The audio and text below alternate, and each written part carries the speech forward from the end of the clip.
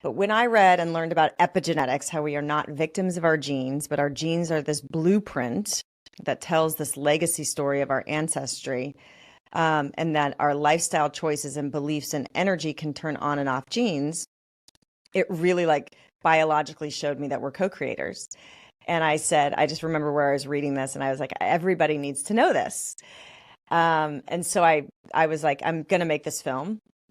And then like a few years later, it was marinating for a while. I read Anita Morjani's book, Dying to Be Me. And for anybody dealing with cancer, they have to read this book. It is just, it gives the most faith and possibility. She's the poster child of possibility, that you can heal from anything at any time.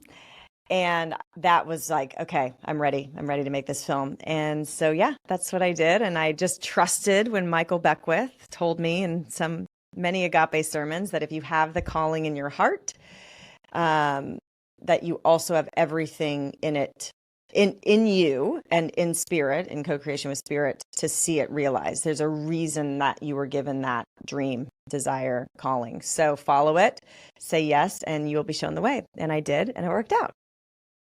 Oh my gosh, it's beautiful. And there's a lot in there. I think for for anyone listening, right?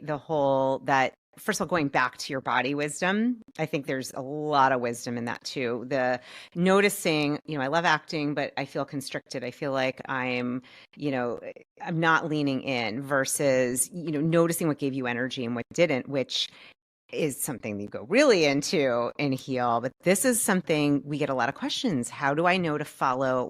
How do I know my intuition, and how do I know what to do? And as you were speaking, I'm like, this is the answer. You were following your energy, your body, and letting that lead, which you could even say spirit connected to energy, ether, like that's part of it. Big time.